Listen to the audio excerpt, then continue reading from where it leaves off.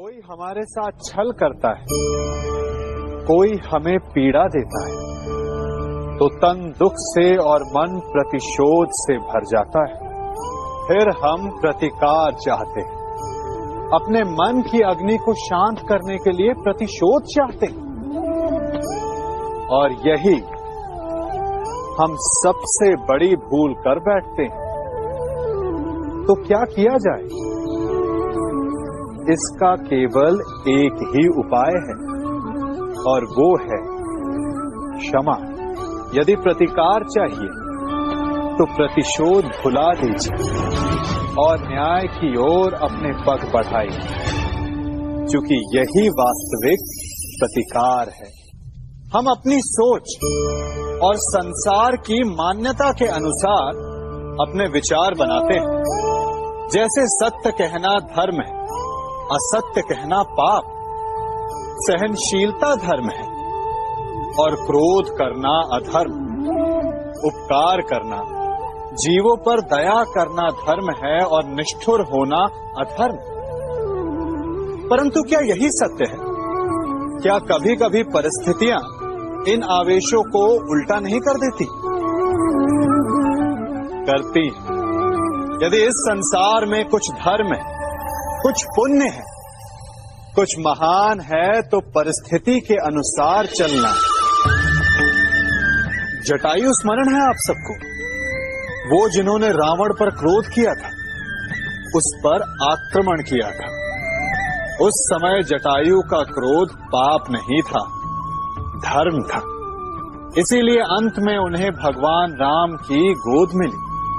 और कुछ ऐसे भी होते हैं जो धर्म को सहनशीलता समझकर हर अन्याय को सहते हैं और अंत में वो बाणों की शैया पाते हैं।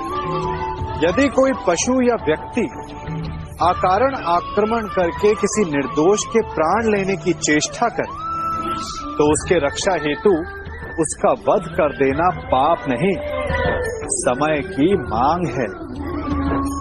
क्योंकि आक्रमण भी आत्मरक्षण ही है।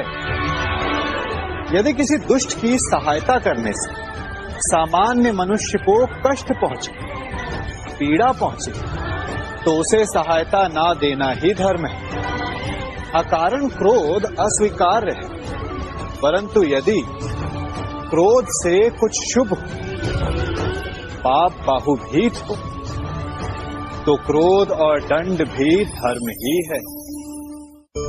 स्वीकारण, सत्य का स्वीकारण मनुष्य के लिए बहुत ही महत्वपूर्ण है। जब तक मनुष्य सत्य को स्वीकार नहीं करता, उसे असत्य से लड़ने की शक्ति प्राप्त नहीं होती। जब आप भोजन करते हैं तो क्या होता है? आपका पेट स्वीकारता है कि वो भर चुका है और आप भोजन करना बंद कर देते हैं। जब आपको निद्रा आती है तो क्या होता है?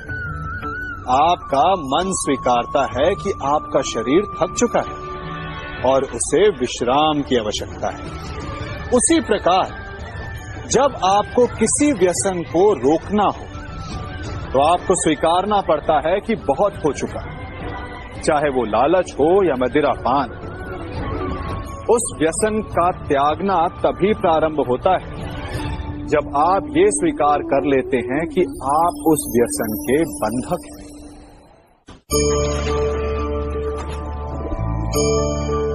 इन पक्षियों को देख रहे हैं आप?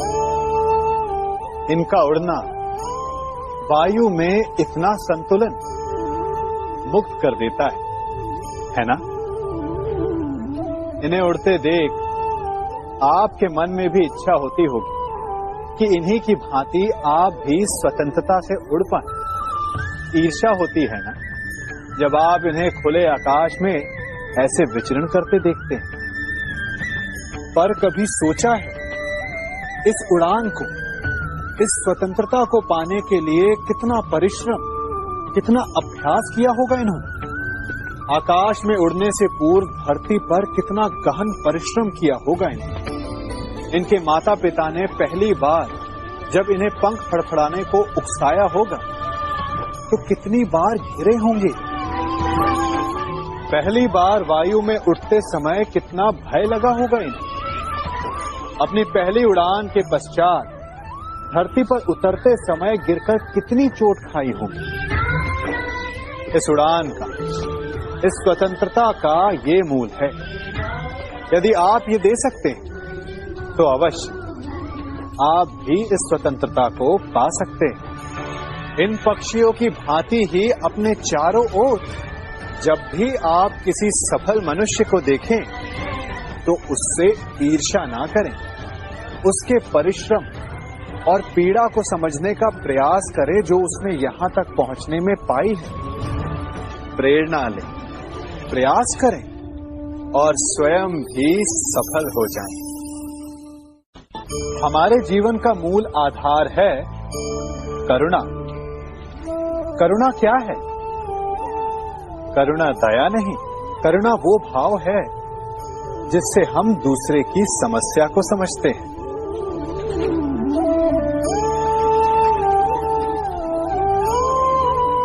उसकी कठिनाई को अनुभव करते हैं। इस संसार में सारे संघर्षों का मूल है एक दूसरे की परिस्थिति को ना समझना, और इस समस्या का हल है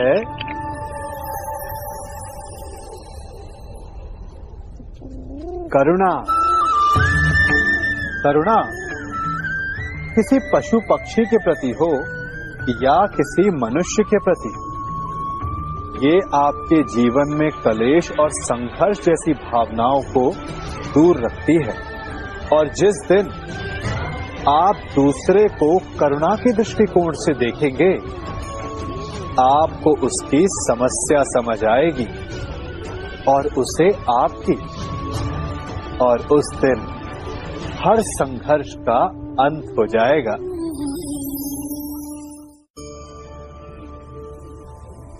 कभी सोचा है हमारा जीवन भी उस रेत की घड़ी की भांति है?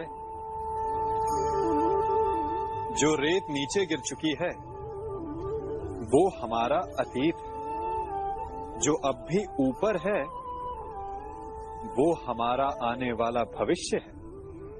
और वर्तमान ये संकुचित स्थल है जहां से धीरे धीरे करके रेत गिर रही है।